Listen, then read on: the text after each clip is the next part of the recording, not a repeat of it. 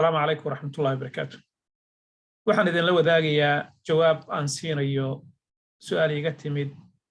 asxaabta ugu xiran daawata ama wax aan kala faa'iidno. Kamaaludiin oo Holland jooga ayaa wuxuu leeyahay maamo aan qaraabanahay oo Holland degan oo aan kula taliyo talaalka inay qaadato. Talaalkii markii ay qaadatay kollay uu dhamaaday doosiskeedii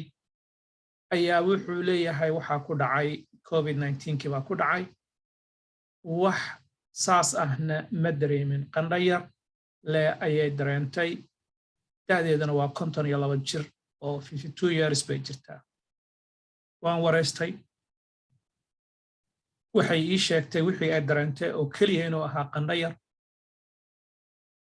oo aanu maxaan ku rahdaa dhibaato badan aysan kala kulmin cudurkii. marka wuxuu leeyahay maxamedow waxaan rabaa hal mar inaad ka hadashid dadkii qaatay labada talaal wax daraasad ah oo ka soo baxday inuu difaacooda weli xoogan yahay iyo inuu hoos u dhac ku yimid bal noo sheeg sidee wax u jiraan. khayr allah ku siiyo Kamaaludiin runtii sharaf iyo farxad bay ii tahay marka oo qof walaal aanu hawada isku barannay ilaa dartii aanu isu barannay aanu wax kala faa'iidno. ilaahna waxaan ka baryayaa inuu waafajiyo jawaabta habboon. ilaah waxaan ka baryayaa oo kale inuu maxaan ku rahdaa wixii aan ku talagalay wanaag ah in ummadayadu ay saas uga faa'iidaysto. Kamaaludiinow khayr allah ku siiya haddii aad ka raariday ku qancisay maamada oo ay qaadatay dhowr jeerna waanu wada hadalnay aniga iyo adiga oo ku saabsan dad badan oo ehelka ah oo aad doonaysay in aad talaalka aad maxaa dhihi jiray jawaabo u heshid. hooyadaasi waxay samaysay tallaabadii ugu habboonayd ama taladii ugu habboonayd bay samaysay oo talaalkii waxay qaadatay dooskii koowaad dooskii labaad jirkeedana runtii sidii cilmiga sayniska iyo caafimaadka inoo sheegayaan wuxuu sameeyey iska dhicin ama iska caabin ama difaac oo jirkeeda uu samaystay oo uu iska difaacayo wixii lagu muday oo talaalka ah in uu ka difaaco. waxaad kaloo ii sheegtay markhaatina aad ka tahay oo adiguna aad ii sheegaysid in maamadii uu ku dhacay cudurkii dabadeedna calaamadihii iyo dhibaatadii cudurku uu gaarsiin lahay aad u sahlaadeen. taasi waxay markhaati u tahay in talaalka faa'iidadii loogu talagalay inuu ummadda gaarsiiyo dadka qaadanaya faa'iidadii loogu talagalay inay dhaxlaan already maamadaasi waa guratay oo ah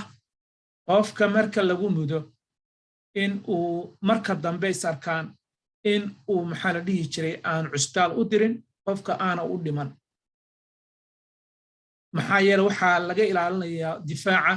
jirka wuu imaanayaa wuu soo gelayaa way fiicnaan lahayd xitaa infectionka inaanu qofka cudurka aanu kuba dhicin oo gidaarka koowaad inuu noqdo laakiin taasi maxaan ku cilmi baaristuna ma aysan sheegin wayna adag tahay. laakiin maadaama jirkaagu uu leeyahay gantaalo u diyaar ah cudurku waa inuu irka soo galo waana soo galay markuu soo galay baa gantaaladii u diyaarsan baa maxaan ku rahdaa jirkii uu la soo boodayaa isla markiiba cudurkii waa gantaalaa lala dhacay xoogaa yaroo dagaalamay waxaa qanjaray waxaa laga yaabaa qarqaryo yar qandho iyo maxaan ku rahdaa iyo xataa xabeeb iyo maxaan ku rahdaa waxyaalo noocaas oo kale waa laga yaabaa waxyaalihii beesiga ahaa ee sahlanaa in ay ku yimaadaan qofku waa u badan tahay oo dadka qaarkood xitaa markuu ku dhacay ay garan waayeen xitaa inuu cudurka ku dhacay oo ay ku qaldaan hergabkii caadigaha ay ku qaldaan hergabadii kale maxaan ku rahdaa fuluug oo kale ahaa waa waxyaalaha la doonayay maxaa yeele cudurkani isku mid maaha hergab caadi ah. marka in laga keena meeshuu ahaan jiray ee halista ahaa ee dadka naqaska iyo hawada ku xiri jiray sanbada burburin jiray within short time maantay ilaah idinkiisa sancada bini'aadamkana maxaan ku rahdaa uu alla subxaana watacaala uu ogolaysay uu macnaa u sahlay ayaa heerkayna gaarsiisay oo marka hooyo iyo eedo iyo maxaan ku rahdaa maamadu runtii aad iyo aad baan maxaan ku rahdaa ugu faraxsanahay in ay ilaahay uu u fududeeyo. su'aashaada waxay tahay ma jirtaa cilmi baarisyo caddaynaya intee buu gaarayaa difaaca jirka khayr allah ku siiye adiguna waa kuu sheeg waa markaan aan iswaraysanay waataad Pfizer qaadatay aniguna Pfizer baan qaatay khayr allah ku siiye cilmi baarisyo badan waxay soo isku raaceen in 6 bil kadib marka doostooga la qaato in gantaaladii ay ka hoos u dhacayaan oo waa sababta keentay markaa boosterka iyo xoojinta dadka qaarkood in la siinayo Maraykankana qof kasta la siinaya xitaa 12 jirka iyo wixii ka sareeya 16 jirka 15 jir wax dhanba waa la wada siinaya booster shots marka difaacaasi markuu hoos u soo dhacay waa ta keenaysa markaa in booster shots kaas la siiyo arinta kale aan hadda kuba darayn laakiin aan rabo inaan kuu raacino waxay tahay wadamada qaarkood sida Israa'iil oo kale waxayba marayaan in dose 4 ay siiyaan dadka aadka u nugul oo immunocompromised dadka ah dhaqaatiirtii bahdi caafimaadka ah iyo dad kale oo maxaan ku radaa 60 jirada iyo duqeyda zaa'idka ah ayay dose 4 siiyeen cilmi baaristaasina maanta ay dadka la wadaageen oo waxay yiraahdeen waa shaqaynaysaa waana safe number 4 bay marayaan marka su'aal kale oo iyana kale maamooyin kale iga soo gaartay oo ah waxa kan ma shaqay naga dhiganayaan ayaan uga jawaabi doonaa iyadoo faahfaahsan laakiin adigu waxaan kuu sheegayaa yes hoos buu u dhacayaa hadduu hoos u dhacana hadda waxaa loo baahan karayaa in booster shots la qaato dadka qaadanaya way kala duwan yihiin waddanka qofka uu joogayna ku xiran tahay WHO iyo Maraykankana waa laba aragti bay kala haystaan Maraykanku waxay aaminsan yihiin aniga dadkaygan mas'uul ka ahay qof kasta oo diyaar u ah inuu qaato oo eligible u ah qaato diyaar baynu ku tahay waana lacag la'aan ilmo yar baa lagu bilaabay oo booster diyaar u ah looma fiirinayo xitaa immunocompromised waxyaabo kale looma fiirinayo waxaa loo fiirinayaa keliya wixii waa kuu diyaar maxaa yeelay Omicron iyo balaayo kaloo dhib badan baa imaanaysa ma doonayna markaa in aad Omicron iyo cid kale ay ku galaafato marka taa darteeda adaanu jirkaaga dhisaynaa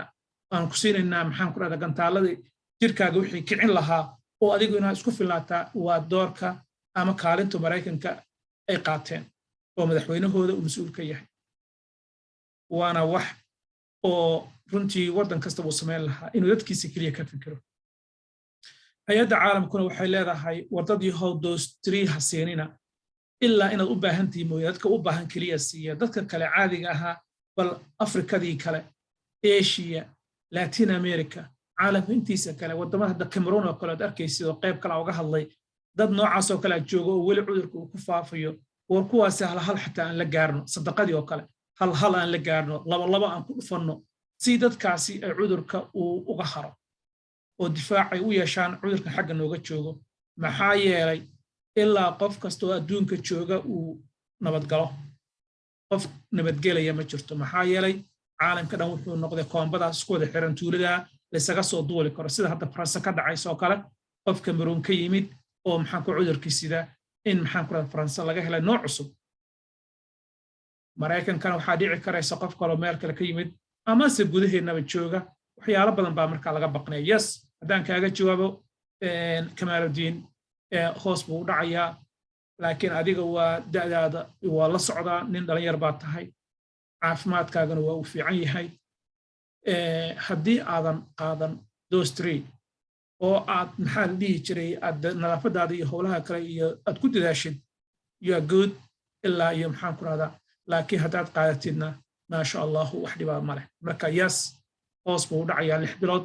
hadda maantana waxaa soo baxday in bal laga dhigay 5 months